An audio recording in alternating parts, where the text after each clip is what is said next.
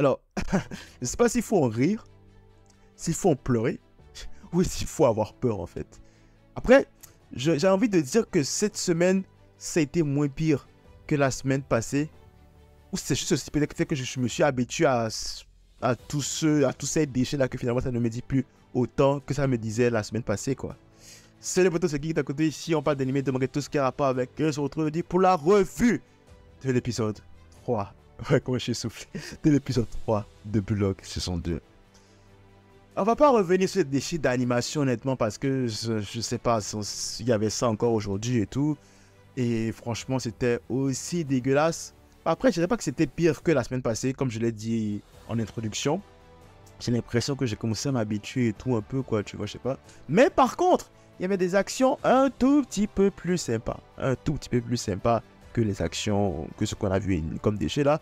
Puis je pense bien sûr à Karasu, quand Karasu faisait ses passements de jambes là. Rin aussi, à un moment donné, avec quelques trucs pas mal. Yori aussi, je pense à un moment donné, sur l'une des passes décisives qu'il me fait pour un des gars pour marquer le but là, franchement. C'était assez cool, mais on parle d'un animé de sport, l'un des mangas, le manga je pense le plus vendu en 2023, qui est une adaptation en animé, et tu me parles de 3 actions qui sont bonnes sur un épisode de 25 minutes où il n'y a que des déchets, c'est clairement pas bon. C'est clairement pas bon. Mais bon bref, on va se baser sur ce qui s'est passé scénaristiquement. Là, bon, t'as Isagi qui était en galère, tu vois, t'as Isagi qui était en galère et tout. Puis il savait pas, il maîtrisait pas, il savait pas encore comment en fait s'en sortir, comment en fait coexister avec le top 2 très chaotique de Rin et puis Shindu. Et donc là, Isagi pendant un moment a quand même essayé de quelques trucs. Il a commencé à composer avec Iori et puis Nanase, tu vois, juste pour pouvoir reprendre son rythme. Et ça a marché parce que oui, au début, il commençait à retrouver le rythme et tout, puis ça allait, quoi, tu vois, ça allait. Il arrivait, c'est quand même des trucs pas mal par-ci, par-là. Les acteurs, tu vois, il arrivait quand même à gagner en momentum, j'ai envie de le dire.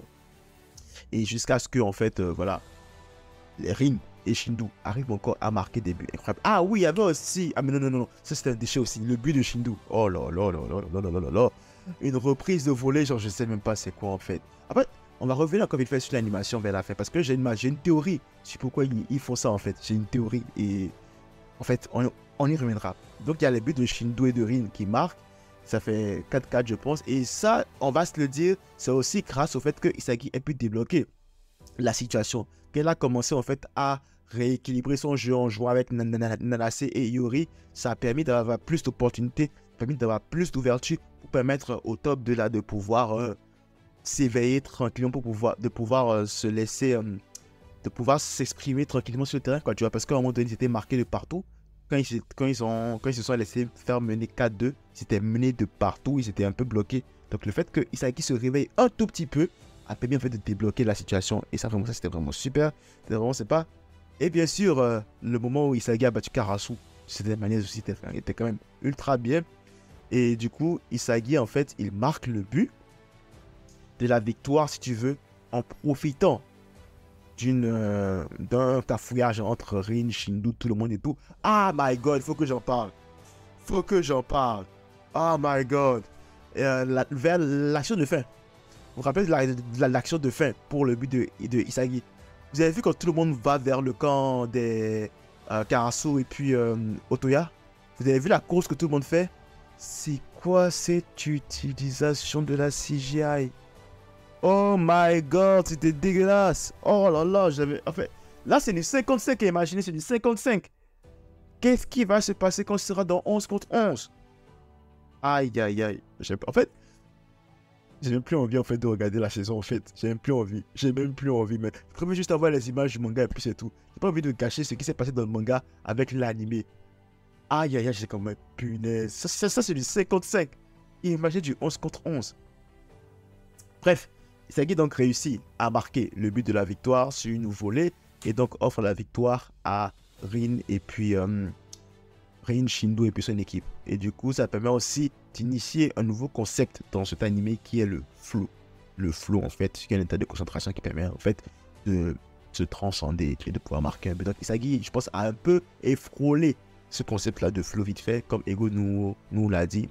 Donc je pense que clairement, Isagi, c'est bon, ça passe. Shigiri aussi, ça passe. Nanase et Iori, je sais plus trop si c'est passé pour eux, on verra, mais normalement je pense que oui. Donc voilà quoi, quand même un match sympathique au niveau scénaristique, niveau visuel, c'est clairement pas le cas. Et j'ai envie, en fait, ma théorie c'est quoi? Comme j'avais dit, j'avais une théorie. Ma théorie c'est qu'en fait, les gars, je crois qu'ils sont dans un shonen. Oui, c'est un shonen et tout, mais vous savez, c'est dans le shonen que t'as genre, parfois quand le personnage se prépare à faire une attaque incroyable et tout, genre il se charge, puis t'as les graphiques qui montent et tout, comme on voit dans Block là, genre il charge une attaque et tout, ça se prépare à faire une attaque et tout, tu vois, t'as l'image qui est au ralenti et tout, tu vois.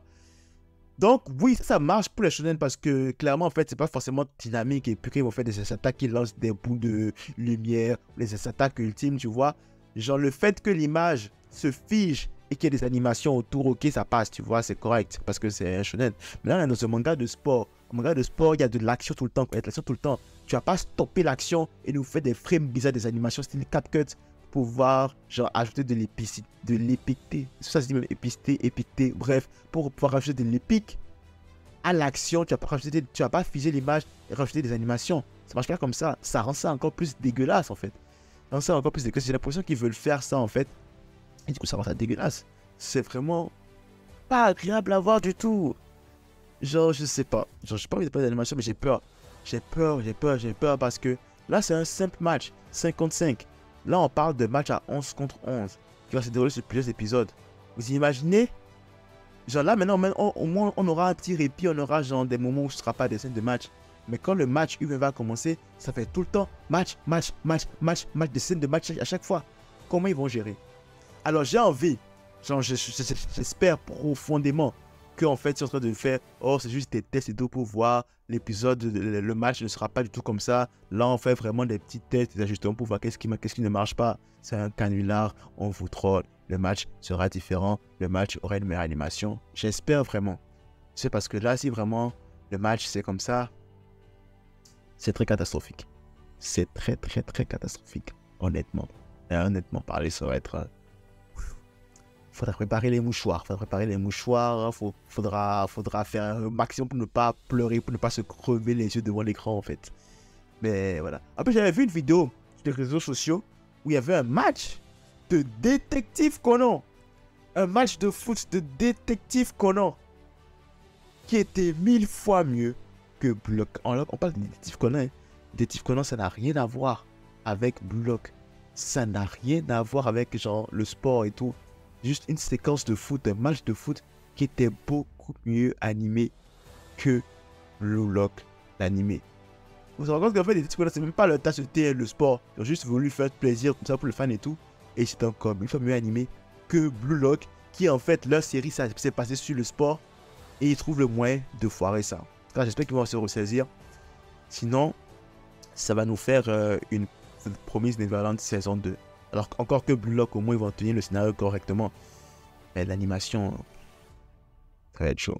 Ça va être très chaud. Ouais, tout ce que j'avais à dire de cette revue de la saison, de l'épisode 3 de Blue Lock, saison 2. Si vous avez la n'hésitez pas à liker, ça fait toujours plaisir. Si vous n'êtes pas encore abonné, abonnez-vous, ça fait encore plus plaisir. Max de like, max de partage. On se retrouve très nouvelle vidéo. N'hésitez pas à prendre tous soin de vos proches. C'est tout pour moi. À la prochaine.